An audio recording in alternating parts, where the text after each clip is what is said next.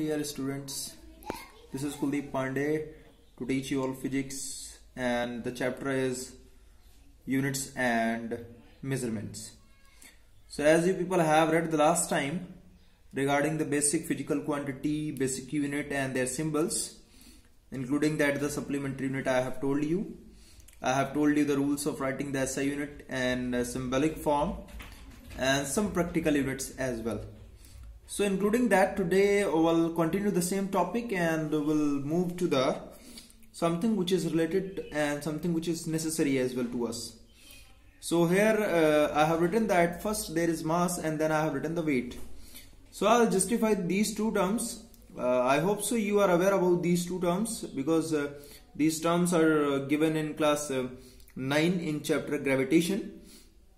But we have to need to recap these topics and then we'll move on further. So at first I'm going to tell you regarding the mass. So the mass is written to in such a way that the mass of a body is quantity of matter contained in it. SI unit of mass is kilogram.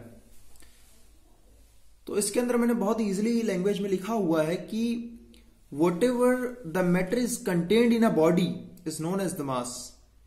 For example कि मेरे पास एक bag है और उस bag के अंदर आपने क्या किया है कि 5 kg बुक्स फिल कर ली हैं, ठीक है।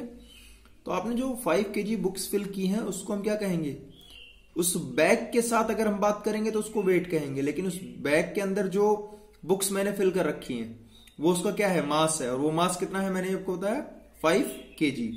So the matter contained in a body is known as mass of the body. Okay, now let's move to the next topic, next term, and that is weight. So in the weight I have written there on my notebook, you can see that the weight of a body is the force with which the body is pulled towards the center of earth. तो एक particular force लगता है हमारी body पे जो कि हम सबको पहले से पता है, जो कि हम ग्रेविटेशन में भी पढ़ चुके हैं कि अगर हमारे पास एक पर्टिकुलर फोर्स ना लगे then our body is not attracted towards the centre of earth. और जैसा कि हमको पता है ओवल शेप अर्थ का है तो हम सब गिरने लगेंगे, लेकिन हम नहीं गिरते हैं। क्यों? क्योंकि एक वहां पे पर्टिकुलर फोर्स लग रहा है, ठीक है। तो जब पर्टिकुलर फोर्स लग रहा है तो कुछ ना कुछ वो भी एक हमारे ऊपर एक इफेक्ट छोड़ जाता है, और जिस इफेक्ट को अगर हम काउंट करें अपने मास के साथ, ठीक है, जो हमारा बॉडी मास है उसके साथ अगर हम उस इफेक्ट को काउंट करें, so after counting that effect, फिर जब अगर अपनी बॉडी का हम मास मेजरमेंट अपनी बॉडी का मास मेजरमेंट करते हैं तो उसको हम फिर मास नहीं कहते हैं, हम उसको वेट कहना स्टार्ट कर देते हैं, क्योंकि उसके ऊपर जो इफेक्ट लग रहा होता है वो उस फोर्स का भी इफेक्ट लग रहा होता है, उसको हम वेट कहते हैं। तो वेट के लिए जो हमारे पास पर्टिकुलर फॉर्मूला है मैंने लिखा है, देखिए W is equals to mg, ठीक है, आपको दिख रहा होगा इजिली। तो यानी कि जो मास है, मास को जब हम ग्रेविटी से मल्टीप्लाई करते हैं तो उसको हम वेट कहते हैं, और जिसकी SI यूनिट होती है हमारे पास न्यूटन। तो याद रखिएगा वेट को हम केजी में मेजर नहीं करते हैं, हम बेसिकली क्या कहते हैं उसको कि हम न्यूटन में मेजर करेंगे। हालांकि जनरली हम जब कहीं भी किसी भी शॉप पे जाते हैं तो हम कहते हैं आपने इसका वेट नहीं किया है, you make the weight of the thing, तो ठीक है। लेकिन हमको ये बात याद रखनी चाहिए कि हम जो भी वेट कराते हैं वो उस पर ग्रेविटी ऑलरेडी लग रहा होता है, ठीक है। तो हम जो बॉडी का मास ले रहे हैं, यानी पर्टिकुलर किसी भी बॉडी का अगर हम परचेज कर रहे हैं वहां पे, तो एक्चुअली वो मास नहीं है, वो पूरा वेट है, और इसी के लिए हम उसका टर्म वेट यूज करते हैं, ना कि हम ये कहते हैं कि आप हमें मास दे दो, ठीक है। तो ये बात आपको समझ में आ जानी चाहिए। And next I have written there in the notebook dimensions of physical quantity. तो अब हमारे पास बात हम करते हैं कि अब तक जो हमने बेसिक बात की है तो उसके बेसिस पे अब हम बात करते हैं कि हमारे पास जो पर्टिकुलर क्वांटिटी बनती हैं और जो भी SI यूनिट हैं उसमें हम क्या करते हैं कि इनका एक पर्टिकुलर डायमेंशन बनाते हैं। डायमेंशन किसके बेसिस पे बनाते हैं? इसका डायमेंशन हम बनाते हैं जो हमारे पास बेसिक फंडामेंटल क्वांटिटीज होती हैं उनके ऊपर। याद रखिएगा मैंने कहा है आपसे हमारे पास fundamental quantities only and only 7 है, नॉट मोर देन दैट। वो फिक्स है और वो अभी इसके अलावा नहीं है। बाकी जितनी हमारे पास क्वांटिटी हैं उनको क्या कहते हैं, डिराइव्ड क्वांटिटी। तो ये टर्म आपको याद होना चाहिए। तो जिस तरीके से हमारे पास फंडामेंटल क्वांटिटी 7 है, उस तरह से हमारे पास बेसिक डायमेंशंस भी 7 ही हैं। वो कौन कौन सी है देखिए मैं आपको थोड़ा सा दिखाता हूं और समझाता हूं यहाँ पे। देखिए पहला मैंने इसमें लिखा हुआ है नंबर ए पर लेंथ, जिसको मैंने एल से रिप्रेजेंट किया है। नंबर बी पे मैंने लिखा है मास, जिसको मैंने कैपिटल एम से रिप्रेजेंट किया है। तीसरे को मैंने टाइम लिखा है, जो कि हमारे पास कैपिटल टी से रिप्रेजेंट कर रखा है। चौथे को मैंने कहा है इलेक्ट्रिक करंट, जो कि कैपिटल ए से रिप्रेजेंट किया हुआ है। फिफ्थ वाला हमारे पास टेम्परेचर है, जिसको मैंने कैपिटल के से रिप्रेजेंट किया हुआ है। सिक्स्थ वाला हमारे पास ल्यूमिनेस इंटेंसिटी है, जिसको हमने सी डी इन ब्रैकेट लिखा हुआ है, जिसको हम कैंडला पढ़ते हैं जनरली। और जो हमारे पास नेक्स्ट वाला है सेवेंथ वाला, उसको मैंने लिखा है अमाउंट ऑफ सब्सटेंस, जिसको हम मोल के वे में काउंट करते हैं। ठीक है, यानी कि जब कभी भी डायमेंशन की बात होगी तो अगर अमाउंट ऑफ सब्सटेंस कहीं दे रखा है तो हम उसको मोल से रिप्रेजेंट करके काउंट कर सकते हैं कि किसी भी अमाउंट, किसी भी सब्सटेंस का यहाँ पे कुछ अमाउंट भी है। ठीक है, तो इन 7 क्वांटिटीज से रिलेशन क्या है? देखिए जितनी भी हमारे पास ड्राइव्ड क्वांटिटीज हैं या फिर बेसिक फिजिकल क्वांटिटीज हैं, हम इन सब का एक डायमेंशनल फॉर्मूला बना सकते हैं। तो अब आपको समझ में आ रहा होगा ना डायमेंशनल फॉर्मूला कैसे बनेगा। जो डायमेंशंस हमारे पास हैं उन्हीं को एक पर्टिकुलर फॉर्मूले में रिलेट करके हम उसका फॉर्मूला बनाएंगे, जिसको हम डायमेंशनल फॉर्मूला बोलेंगे। उस डायमेंशनल फॉर्मूले में हमको ये याद रखना है कि ये जो हमारे पास मैंने 7 क्वांटिटीज लिखी हैं, एक बार फिर से मैं आपको रिपीट कर देता हूं, एल एम टी ए के सी डी और मोल, ये जो हमारे पास 7 क्वांटिटीज मैंने यहाँ पे लिखी हैं, इन 7 क्वांटिटीज के अलावा उस डायमेंशनल फॉर्मूले में कोई अदर क्वांटिटी नहीं होनी चाहिए। ठीक है, इस बात को बिल्कुल ध्यान में रखिएगा अच्छे से। क्यों? क्योंकि आप अभी देखेंगे मैं आगे जहां कहीं पर भी डायमेंशनल फॉर्मूले का यूटिलाइजेशन करूंगा, वहां पे मेरे पास इन 7 क्वांटिटीज के अलावा दूसरी कोई क्वांटिटीज का यूटिलाइजेशन नहीं हुआ होगा। जिसमें भी हमको ये ज्यादातर याद रखना है कि हमारे पास जो बेसिक क्वांटिटी का यूटिलाइजेशन हम करते हैं वो हम करते हैं लेंथ का, मास का और टाइम का। यानी कि जो बेसिक फॉर्मूला हमारे पास बनेगा वो एल एम टी या फिर M L T, in short हम इसको ज्यादातर जिस फॉर्म में लिखते हैं या जो बेसिक फॉर्म हम यूटिलाइज करते हैं उसको हम पढ़ते हैं एम एल टी फॉर्म, यानी मास, लेंथ और टाइम। इन तीनों फॉर्म्स को बेसिकली हम पढ़ते हैं और उसी के बेसिस पे जनरल फॉर्मूलाज बनाते हैं। फिर डिपेंड करता है इलेक्ट्रिक करंट अगर कहीं क्वांटिटी में दे रखा है तो हम फर्दर इसको यूटिलाइज करते हैं, या टेम्परेचर दे रखा है तो यूटिलाइज करते हैं। अदरवाइज बेसिक जितने भी हमारे पास फॉर्मूला है उसमें हमारे पास सिर्फ मास, लेंथ और टाइम का ही यूटिलाइजेशन ज्यादातर होता है, जो कि हम फर्दर अभी देखेंगे। थोड़ा सा मैंने यहाँ पे जस्टिफाई कर रखा है कि डायमेंशनल फॉर्मूला होता क्या है। एक बार फिर से देख लीजिए अच्छे से। The expression which shows how and which of the fundamental quantities represent the dimensions of a physical quantity is called the dimensional formula of the given physical quantity। तो किसी भी फिजिकल क्वांटिटी का जो रिलेशन है उसको हम fundamental quantities से exactly relate करके एक सिंगल फॉर्म में बनाते हैं, जिससे कि हमें फाइनली ये पता चलता है कि इसका और फंडामेंटल क्वांटिटी का रिलेशन कैसे है।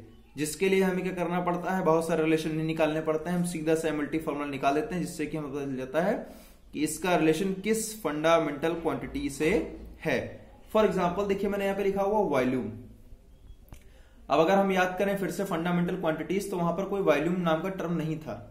There was no any term named as volume. Okay, so therefore what I did, हमको पता है ये एक ड्राइव्ड क्वांटिटीज है, volume is a derived quantity, therefore I have written here. तो ये ड्राइव्ड क्वांटिटी वॉल्यूम है। और ये वॉल्यूम बनता कैसे है? देखिए बेसिकली अगर हम वॉल्यूम को काउंट करने की कोशिश करें तो हम कैसे करते हैं भाई, किसी भी बॉक्स का वॉल्यूम कैसे निकालेंगे? आपने कहा उसमें कुछ फिल कर दीजिए तो वॉल्यूम निकल आएगा। तो अगर आपने एक बॉक्स ले लिया और आप उसमें कुछ फिल कर रहे हैं तो उसमें किस किस चीजों के बेसिस पे आप उसका मेजरमेंट करेंगे कि हमने किसी भी चीज को फिल किया है तो किस हिसाब से फिल किया है। तो उसके लिए आपके पास 3 पार्ट एसेंशियल है। पहला पार्ट जो एसेंशियल है वो उसकी लेंथ, दूसरा पार्ट जो एसेंशियल है वो है ब्रेथ, और तीसरा वो किस हाइट तक पहुंचा है सब्सटेंस, चाहे वो लिक्विड हो, चाहे वो सॉलिड हो, चाहे कुछ भी हो। ठीक है, अगर हम लिक्विड की बेसिकली बात करते हैं तो ज्यादा एसेंशियल हो जाता है। तो लेंथ, ब्रेथ और हाइट, यानी कि लेंथ को अगर हम मेजर करेंगे तो भी मीटर में ही करेंगे, बात को समझते रहिएगा। लेंथ को मेजर करेंगे तो भी मीटर में, ब्रेथ को मेजर करेंगे तो भी मीटर में, और तीसरी क्वांटिटी जो आपकी हाइट है वो भी किस में होगी, मीटर में। यानी सबकी यूनिट सेम आ रही है। जब सबकी यूनिट सेम आ रही है तो मैंने क्या कहा कि जब लेंथ की बात हम करेंगे तो लेंथ के लिए हमारे पास कौन सा सिंबल रिप्रेजेंट होता है। देखिए यहाँ पे मैंने क्या सिंबल लिखा हुआ है, एल, कैपिटल एल लिखा हुआ है। और कितनी लेंथ वहां पे यूज होंगी, यानी कि यूनिट कितनी है मीटर की, पहला मीटर किसके लिए, लेंथ के लिए, दूसरा मीटर किसके लिए, ब्रेथ के लिए, तीसरा मीटर किसके लिए, हाइट के लिए। ठीक है, तो तीनों हमारे पास मीटर हैं और तीनों मीटर किसके साथ रिप्रेजेंट होंगे, L into L into L. तीनों लेंथ है ना भाई, उनको हमने लेंथ, ब्रेथ और हाइट तीन अलग अलग नाम दिए हैं, लेकिन अल्टीमेटली है तो वो तीनों लेंथ ही। तो उसके लिए मैंने क्या किया, वॉल्यूम इज, मास का वहां पे कोई रिप्रेजेंटेशन नहीं, इसलिए मैंने क्या लिखा है, m is equals to m the power 0 l the power cube, क्योंकि वहां पे तीनों लेंथ हैं, यानी कि कौन सी लेंथ है, लेंथ, ब्रेथ एंड हाइट, वो तीनों लेंथ में ही काउंट होती हैं, जिनकी यूनिट सेम है, मीटर है, जिसके लिए मैंने l दी पावर क्यूब लिख दिया है। अगर उनकी यूनिट का मैं मल्टीप्लाई करूं तो, और फिर उसके बाद मैंने क्या लिखा है, t दी पावर 0, क्यों, क्योंकि टाइम का भी वहां पे कोई यूटिलाइजेशन नहीं था। तो आई होप आपको ये बेसिकली थोड़ा सा समझ में आया होगा। And I request you to people, अगर कोई भी टर्म यहाँ पर आपको कहीं पे समझ में नहीं आ रहा, you can comment on that, then I can contact to you and may be I can revert to you, but once you have to try at least, okay. So this is very important to you. Now I have written the dimensional equation, the another term. अब dimensional formula तो हमें समझ में आ रहा है, लेकिन dimensional equation क्या होती है समझना भी जरूरी है। Therefore, I have written the equation obtained by equating a physical quantity with its dimensional formula is called dimensional equation। यानी कि हमारे पास कोई भी अगर डायमेंशनल इक्वेशन है तो उसको हम कैसे समझते हैं कि वो इक्वेशन है। इक्वेशन का मतलब किन्हीं भी दो चीजों को इक्वेट करना with the left side including the right side. Left और राइट साइड अगर हमारे पास इक्वल है तो हमने कह दिया क्या है, ये इक्वेशन है। जैसा कि लेफ्ट में है वैसा ही राइट में है। और डायमेंशनल, तो डायमेंशनल का मतलब डायमेंशनल फॉर्मूला तो कहीं ना कहीं होगा ही, साथ में किसके ये इक्वेट होगी, फिजिकल क्वांटिटी के। तो फिजिकल क्वांटिटी जैसे मैंने यहाँ मान लीजिए फोर्स ले ली है, तो फोर्स हमारे पास फिजिकल क्वांटिटी है। उसके बाद फोर्स का फॉर्मूला क्या होता है, mass into acceleration, F is equals to ma, okay. तो मास इंटू एक्सेलरेशन का जो हमारे पास MLT फॉर्मूला बनता है या फिर डायमेंशनल फॉर्मूला बनता है, इसको हम पढ़ते हैं क्या, MLT-2। I repeat, MLT-2। Force का डायमेंशनल फॉर्मूला ये कैसे बना, ये मैं आपको पीछे भी सिखाऊंगा और बताऊंगा, ठीक है। जो नेक्स्ट पेज पे हम टर्म करेंगे वो हम आज ही पढ़ेंगे। And remember whatever the worksheet I have given to you people, that is based on the today's topic. Try to solve that. If you will be not able to solve, revert me. I'll make you easy for you. I'll make it easy for you, and so that it will be easy for you to solve that worksheet. ठीक है, बात सिर्फ एक ही याद रखनी है बेटा आप सभी को, you will try, you will practice, you will get it. What I can do, I can guide you positively. Okay. So now let's move to the next page. देखिए नेक्स्ट पेज पे मैंने क्या किया है, मैंने यहाँ पे ऑलरेडी कुछ क्वांटिटीज लिखी हुई हैं और जिनको मैंने कैसे कैलकुलेट किया है वो मैं आपको समझाता हूँ। देखिए समझना बहुत आसान है, थोड़ा सा फोकस करना पड़ेगा आपको। तो फोकस करने वाली बात यहाँ पर यह है कि मैंने यहाँ पे लिखा, देखिए area is equals to L into B, length into breadth area formula होता है, वैसे ही वॉल्यूम का फॉर्मूला होता है length into breadth into height, मैंने लिखा हुआ है। डेंसिटी का फॉर्मूला होता है mass into mass upon volume, speed का फॉर्मूला होता है डिस्टेंस अपॉन टाइम, और फोर्स का फॉर्मूला होता है मास इनटू एक्सेलरेशन, जो कि मैंने लिखा हुआ है। अब यहाँ पे लेंथ इनटू ब्रेथ के लिए हमारे पास क्या होगा, देखिए लेंथ भी हमारे पास मीटर में ही काउंट होती है, ब्रेथ भी मीटर में काउंट होती है, ठीक है। तो अगर मीटर इंटू मीटर करेंगे तो मीटर स्क्वायर हो जाएगा, और जो हमारे पास कोई भी मीटर स्क्वायर यानी कि लेंथ जितनी भी मेजर होती है वो सब मीटर में होती है, तो उसके लिए हमने क्या किया, इसको L स्क्वायर कर दिया है, M0 T0। वैसे ही वॉल्यूम का L into B into H, ये भी लेंथ है, ये भी लेंथ है, ये भी लेंथ है, यानी इन तीनों की यूनिट सेम है ना भाई, लेंथ भी मीटर में ही होगी, ब्रेथ भी मीटर में होगी, हाइट भी मीटर में होगी, जिसके लिए M0 L the power cube and T the power 0, okay. तो ये भी आपको ध्यान में रखना होगा, ठीक है बेटा। उसके बाद आप यहां देख सकते हैं मैंने स्पीड के लिए भी वैसे लिखा है। स्पीड के लिए डिस्टेंस को हम किस में काउंट करते हैं, लेंथ में, जिसके लिए मैंने L ऊपर लिखा हुआ है, सिंपल देखिए। अपॉन में टाइम को मैंने T से रिप्रेजेंट कर दिया है। अब इस t को अगर हम ऊपर ले जाएंगे तो ये इनवर्स हो जाएगा, और इस l को चाहे तो 1 लिख ले, 1 नहीं लिखते तो हमें पता है जहां पर हम कुछ पावर नहीं लिख रहे हैं वहां पर अंडरस्टूड होता है उसकी पावर 1 है, और m की पावर कुछ नहीं है इसलिए मैंने लिखा है 0। ठीक है, ये 0 लिखना है एसेंशियल, अगर आप नहीं लिखेंगे तो ये काउंट होगा कि यहाँ पर कुछ ना कुछ मास की कोई ना कोई क्वांटिटी है। ठीक है, वैसे ही मैंने फोर्स का देखिए मास इंटू एक्सेलरेशन लिखा है जो कि mlt-2 बना है। मास का m हो गया और एक्सेलरेशन का जो बनेगा हमारे पास वो lt-2 बनेगा विच इज mlt-2। ऐसे ही मैंने फॉर्मूलाज लिखे कि आप उनको किसी भी फिजिकल क्वांटिटीज को नेम भी दे सकते हैं पर्टिकुलर। हो सकता है आपको एक डायमेंशनल फॉर्मूला दे रखा और आपको उस पर्टिकुलर फिजिकल क्वांटिटी का नाम बताना हो तो उसके लिए आप क्या करेंगे। देखिए यहाँ पे मैंने लिखा हुआ है बहुत ध्यान से ml²t-2। आई रिपीट ml², ये स्क्वायर है यहाँ पे कटा हुआ कुछ मत समझिएगा, ml²t-2। जिसके लिए मैंने क्या किया, मैंने कहा इसको मैं थोड़ा इजी करता हूँ और मैं समझता हूँ। तो mlt-2 हमको पता है ये फोर्स है। अब आप कहेंगे ये आपको कैसे पता चलेगा बेटा, so this will come with the practice, don't worry about it. आप जब ऐसे प्रैक्टिस करेंगे तो कुछ बेसिक फॉर्मूलाज आपको याद भी हो जाएंगे और आपको इजीली समझ में आने लगेगा कि हम इसको कहां से स्प्लिट करें या ब्रेक डाउन करें, सो दैट आप इसमें एक पर्टिकुलर क्वांटिटी को बना सकें। तो ये आपको समझ में आ जाएगा। तो उसके लिए ये mlt-2 इंटू l, तो मुझे देखिए यहाँ पे समझ में आ गया इजीली कि mlt-2 into l which is force into distance is equals to work. mlt-2 force बन गया और l को हम डिस्टेंस कह सकते हैं क्योंकि डिस्टेंस हमको बेसिकली लेंथ में ही मेजर करते हैं। ठीक है, तो ये वर्क बन गया है। ऐसे ही मैंने लिखा हुआ देखिए यहाँ पे mt-2, इस पर भी जरा फोकस करिएगा ध्यान से। तो mt-2 है जिसको मैंने बहुत दिमाग लगाया और फिर मैंने सोचा कि क्या बन सकता है हमारे पास। तो मैंने इसको क्या किया है, mlt-2 इसको ऊपर लिख दिया है, अपॉन में l से डिवाइड कर दिया। तो l से l कैंसिल हो जाएगा, अल्टीमेटली बनेगा यहीं पर ये। तो इसको अगर फर्दर हम फॉर्मूला बनाए तो ये हमारे पास बन गया फोर्स अपॉन लेंथ। ध्यान दीजिएगा ये बन गया फोर्स अपॉन लेंथ, और फोर्स अपॉन लेंथ जो हमारे पास फिजिकल क्वांटिटी होती है जिसको हम कहते हैं सरफेस टेंशन। तो ये भी आपको इजीली समझ में आ रहा होगा। ऐसे ही तीसरी मैंने क्वांटिटी बनाई है ml-1t-2। यहां पर भी मैंने क्या किया है, इसको थोड़ा सा एक्सपेंड किया है और मैंने देखिए यहाँ पे लिखा है ml-t⁻² अपॉन l², यानी कि एक l यहाँ पे ऐड किया है। यहाँ पे नीचे मैंने क्या किया है, यहाँ पे डिवाइड में, हम डिवाइड में ले आए ना इसको, कि ऊपर ले जाके आप मल्टीप्लाई करेंगे अल्टीमेटली तो ये l⁻⁻1 ही बचेगा ना। तो ये क्या हो गया हमारे पास mlt-2 फोर्स अपॉन एरिया, यानी l², लेंथ इनटू ब्रेथ, जिसको मैंने एरिया कह दिया है। mlt-2 इसको मैंने फोर्स कर दिया। फोर्स अपॉन एरिया क्या होता है, प्रेशर, या फिर इसको हम स्ट्रेस भी कहते हैं। ठीक है, अगर आपने स्ट्रेस नहीं पढ़ा है तो 11th में हम पढ़ेंगे, इसके बारे में थोड़ा ध्यान रखिएगा। अब हमारे पास types of variables and constants आ गए हैं। ठीक है, तो इसको थोड़ा सा समझ लेते हैं, बहुत जरूरी है हमारे लिए।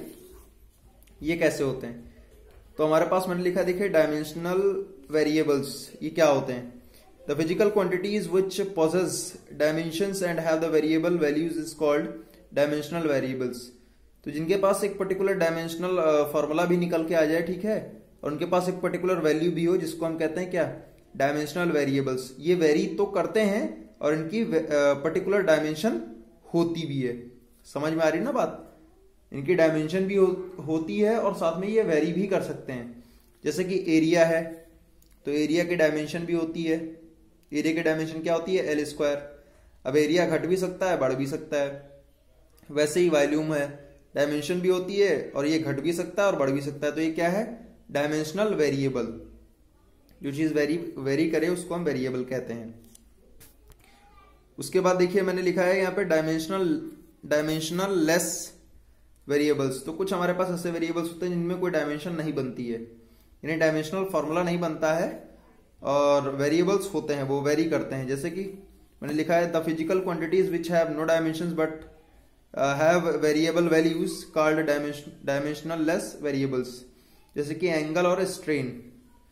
तो स्ट्रेन में क्या होता है, स्ट्रेन का मतलब है जैसे कि हमारे पास एक तार है, तो एक तार अभी क्या है, उसकी यूनिट लेंथ है। अब उसको अगर मैं थोड़ा सा खींच दूं किसी भी चीज से, 2 प्लास लेके मैं खींच दूं, उसकी लेंथ थोड़ी सी बढ़ जाए। जैसे कि मान लीजिए अभी उसकी लेंथ थी 100 मीटर और मैंने खींचा तो वो बन गई 105 मीटर। तो अल्टीमेटली खींचने के बाद भी वो लेंथ ही बनी ना। तो अगर उसमें से आप क्या करोगे,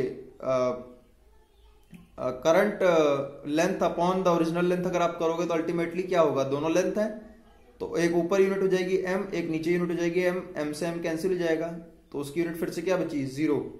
और वैसे ही एंगल में जैसे मैंने कहा, देखिए इधर थोड़ा ध्यान दीजिएगा, जैसे मैंने कहा कि अभी आपके पास ये क्या है, अभी मैंने कहा इसका एंगल मान लीजिए कि एक समय के लिए हमारे पास इस तरफ वाला जो हमारे पास है, मान लीजिए फॉर एग्जाम्पल आई से दिस इज 30 डिग्री, वैसे ज्यादा लग रहा है ये 60 होगा, चलो 60 कह देते हैं। तो अगर ये 60 डिग्री एंगल है और मैंने कहा इसका एंगल मैंने बढ़ा दिया, अभी मैंने 90 कर दिया इसका एंगल, तो अब अगर इन दोनों का मैं रेशियो चेक करूं कि this angle and the previous angle, इस दोनों का अगर मैं रेशियो चेक करूं तो क्या करूंगा, मैं इसकी यूनिट्स को भी लेके आऊंगा।